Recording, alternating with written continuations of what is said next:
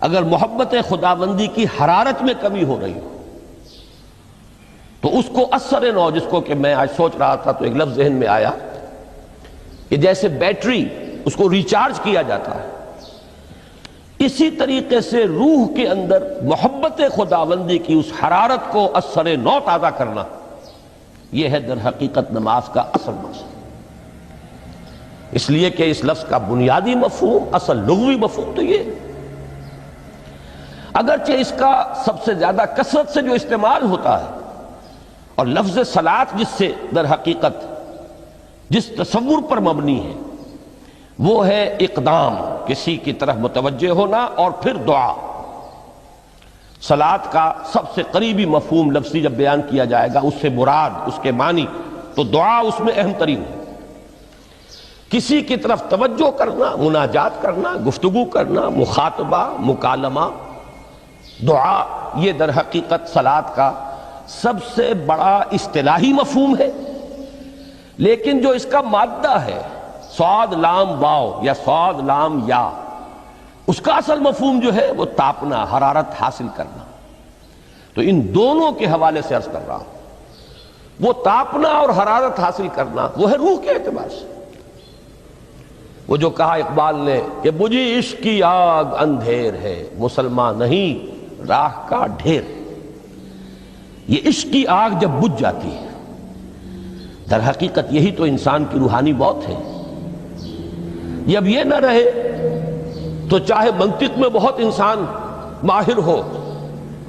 مجھے اقبال کا ایک شعر یاد آیا ہے تقابل کرتے ہوئے، ایک انسان محکوم اور ایک انسان حر، آزاد انسان، ان کی نفسیات میں جو بنیادی فرق علامہ اقبال نے مختلف مواقع پر بیان کیے ہیں۔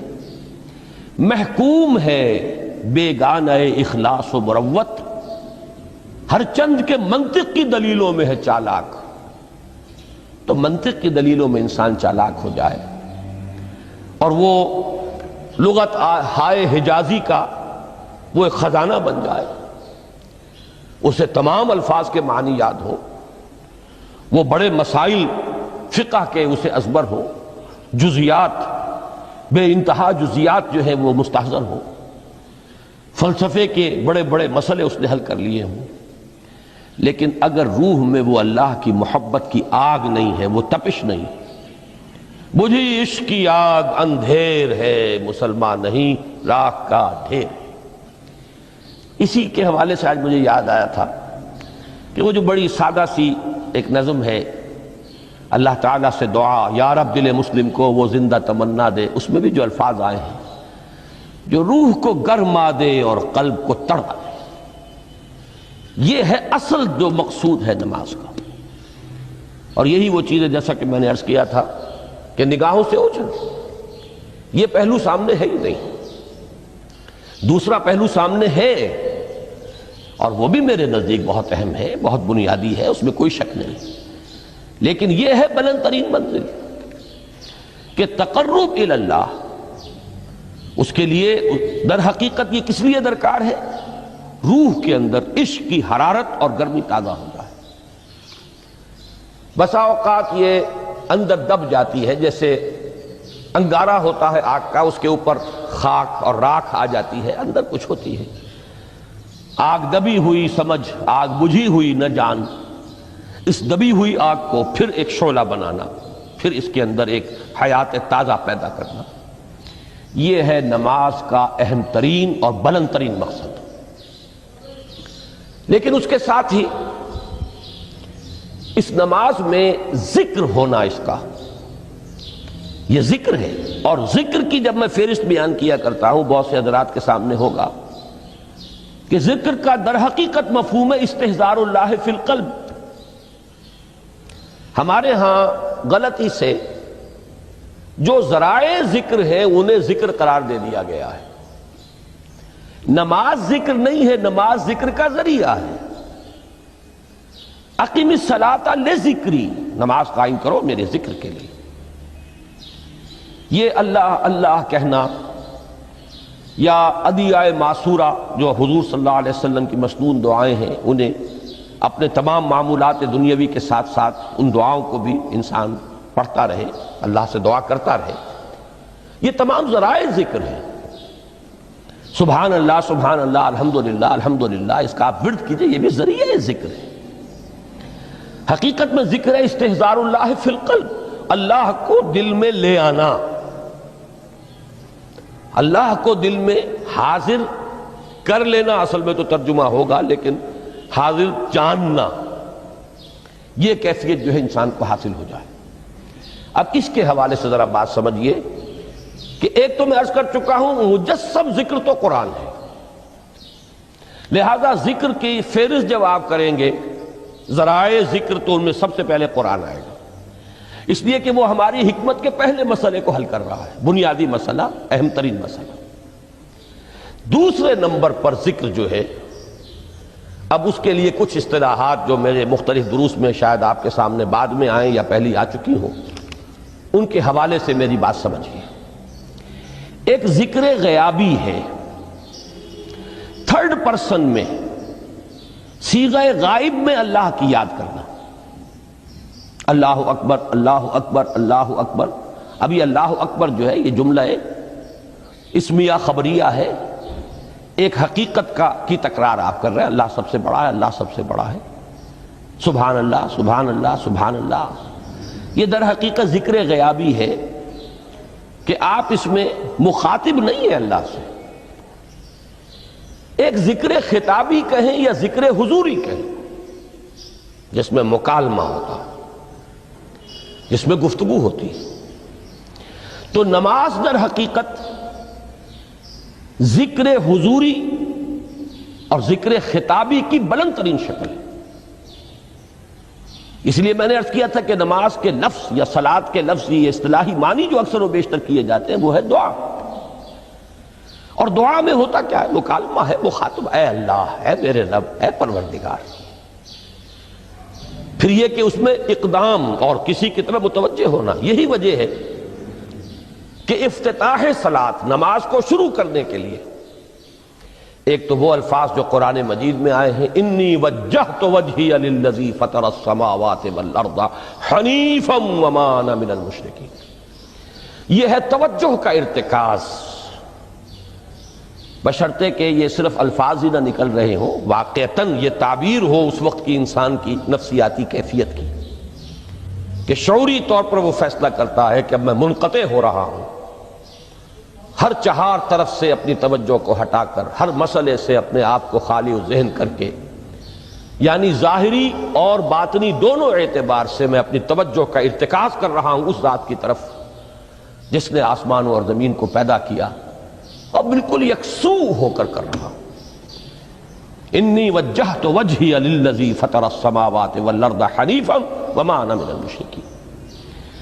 اور دوسری وہ جو دعا جس سے ہم افتتاح کرتے ہیں اپنی نماز کا، دیکھیں اس میں خطاب کا کس قدر اہتمام.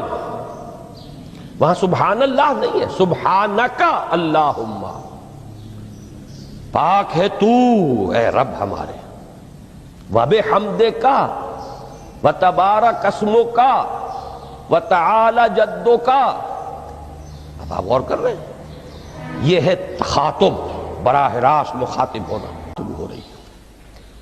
تو سب سے پہلی بات تو یہ ہوئی کہ ذکر کی ایک شکل ہے ذکر غیابی، دوسری ذکر حضوری، اور ذکر حضوری یا ذکر خطابی کی بلند ترین منزل، بلند ترین اس کا ذریعہ نماز. اس کو ایک پہلو سے اور سمجھ لیجئے. سورہ فاتحہ جب پھر ہم پڑھتے ہیں، جسے الصلاۃ کہا گیا ہے، جو لب لباب ہے، خلاصہ ہے، اس میں پھر تدریجاً غیاب سے حضور کی طرف پیش قدمی ہوتی ہے. الحمدللہ رب العالمین الرحمن الرحیم مالک یوم الدین. یہ ذکر غیابی ہے، اس میں ابھی خطاب نہیں آیا. یہ وہی جملہ اسمیہ ہے، کل تعریف اس اللہ کے لیے ہے جو تمام جہانوں کا پروردگار ہے، مالک ہے، جو رحمان ہے، رحیم ہے، جزا و سزا کے دن کا مختار و مالک ہے.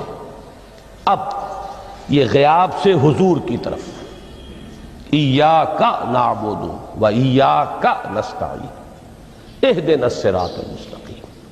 یہ ہے وہ، اب پہلے ایک معاہدہ ہے، ایک اقرار ہے، اعتراف ہے، وعدہ ہے اور پھر دعا ہے، استدعا ہے کہ حضور نے فرمایا یقول اللہ تعالی، اللہ یہ فرماتا ہے، اسی لیے اس کو حدیث قدسی کہیں گے۔ قسمت الصلاۃ بینی و بین عبدی نصفین، میں نے نماز کو اپنے اور اپنے بندے کے مابین آدھا آدھا تقسیم کر دیا ہے۔ اب یہاں تک تو جملہ ہے اللہ کا، یہ ہے حدیث قدسی۔ اب آگے جو ہے نریشن اس کی جو ہے حضور صلی اللہ علیہ وسلم کی جانب سے ہے، یعنی خبر دے رہے ہیں وہ اللہ کی طرف سے ہی۔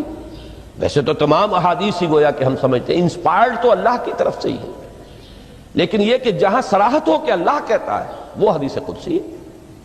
تو یقول اللہ تعالی قسمت الصلاۃ بینی و بین عبدی نصفین، یہاں تک تو حدیث قدسی ہے۔ اب دوسری عام حدیث ہے، اذا قال العبد الحمد للہ رب العالمین یقول اللہ تعالی حمدنی عبدی، جب بندہ کہتا ہے الحمدللہ رب العالمین، پروردگار کہتا ہے میرے بندے نے میری حمد کی۔ جب بندہ کہتا ہے الرحمن الرحیم، پروردگار فرماتا ہے اثنا علی عبدی، میرے بندے نے میری ثنا کی، بڑی تعریف کی۔ جب بندہ کہتا ہے مالک یوم الدین، اللہ فرماتا ہے مجدنی عبدی، میرے بندے نے میری بڑی بزرگی بیان کی ہے، تمجید کی ہے۔ پھر جب بندہ کہتا ہے ایاک نعبد و ایاک نستعین، اللہ فرماتا ہے ھذا ما بینی و بین عبدی ولعبدی ما سأل، یہ ہے میرے اور میرے بندے کے درمیان۔ یہ تو معاہدہ ہے نا، معاہدے میں تو دو فریق جکڑے جاتے ہیں، بند جاتے ہیں۔ یہ میرے اور میرے بندے کے درمیان ہے، اور میرے بندے نے جو طلب کیا میں نے دیا، اس لیے کہ اس میں طلب بھی تو ہے، ایاک نستعین، تیری مدد چاہتے ہیں، یہ طلب ہے۔ اسی کی شرح ہے جو اب آخری 3 آیتیں ہیں، پروردگار ہم تیری مدد چاہتے ہیں، پروردگار ہم تیری ہی بندگی کرتے ہیں اور کریں گے، اور تیری ہی مدد چاہتے ہیں، چاہیں گے۔ اگر حال میں اس کا ترجمہ کریں گے، زمانہ حال کے اعتبار سے، اس لیے کہ فعل مضارع میں تو دونوں موجود ہیں، شامل ہیں، تو یہ ایک اعتراف ہے، اظہار حال ہے۔ اللہ کرے کہ وہ واقعتاً صحیح اظہار حال ہو، ہم واقعی اللہ کی بندگی کرتے ہوئے یہ کہیں کہ ایاک نعبد، ورنہ اگر ہماری اصل صورتحال سے وہ مطابقت نہ رکھتا ہو تو پھر تو ایک طرح کا جھوٹ ہو جائے گا، غلط بیانی ہو جائے گی۔